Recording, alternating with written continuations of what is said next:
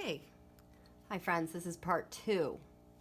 I'm going to go a little bit out of order in what I normally do because I really want you guys to get your pen to paper as soon as you can tomorrow, because I'm going to lay out the cards for the United States.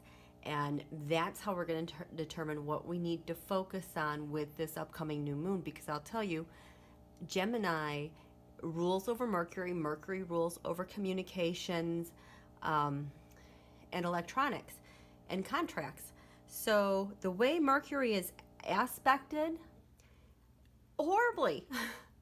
It's opposite Jupiter, which expands things in the sign of Sagittarius, which has to do with higher studies, travels overseas, cultures, law enforcement.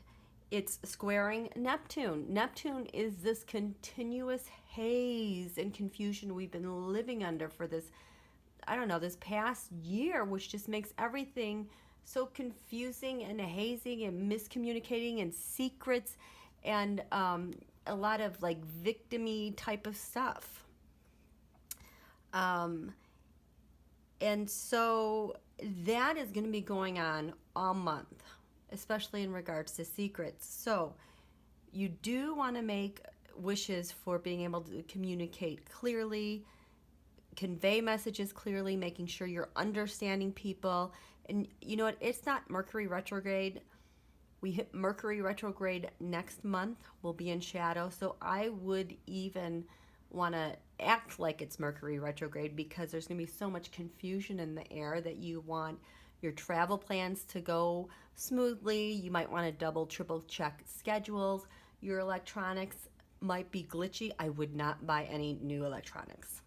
No, I would wait. And we don't have Mercury retrograde until next month, but if you're going to do something with electronics, communications, contracts, you really want to do your homework this month, okay? Because this stuff is like, it's very able to get ahead of you and kind of blow up, okay? So, I don't know if you've heard me in the past say when I am getting ready to do a spread, well, when I put my cards away, I put them away with the intention of having them face up so that the universe can tell me what I need to be looking at the next time. So I'm going to lay these cards out for USA, all of us. And this card was on the bottom. Son of Wands or Page of Wands. How interesting, there's a snake, huh? Because how I see this card recently has to do with Putin's communications, his agenda, his propaganda, disinformation, cyber warfare plans, you know, that all the little knights execute for him, including like Brad Parscale. So keep this in mind, that communications might be kind of lethal, might be hidden, might be counterintuitive, might, is it friend or foe, you know? So anyway, so I'm going to shuffle these up a little bit. So looking at this new moon in Gemini, we have the sun and the moon in the 12th house, which is Pisces' natural ruler. I was just looking at this thinking about how interesting it is. Venus is in the 12th house. I think in this next month we're going to be finding out about secrets about a woman, hidden enemies, sudden information about a woman, and with money. There's a lot of hidden secrets going on that is not working in Donald's favor. Okay, so we're going to have the universe cut our deck for the best intention, the best theme for all of us as we think collectively as a nation for our new moon intentions. And what do we have? Oh my goodness, 8 of Cups. Abandoned success. Wow, I just shattered ideas. This has been showing up a lot lately in the president's chart. he is having to abandon some things. So we're going to want to look carefully at what he's abandoning or avoiding with secrets. For us collectively, we might have to really look at the finer details of what we're wanting to do, what we need to walk away from. Okay? So I'm going to put this over here.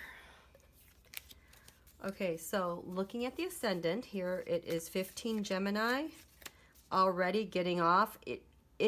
When this thing hits tomorrow at 6:02 a.m., it's opposite Jupiter from the January 21st total lunar eclipse that took over the entire Western Hemisphere, and it's opposite Venus.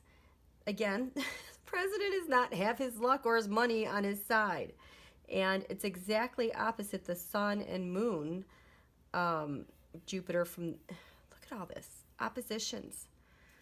Okay, so the first house on the ascendant, we have this card for the people. In the first house, we are going to have, there's Mercury. We are going to put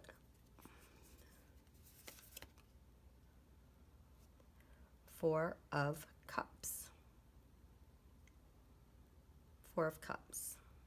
This is telling us to pause and look at everything,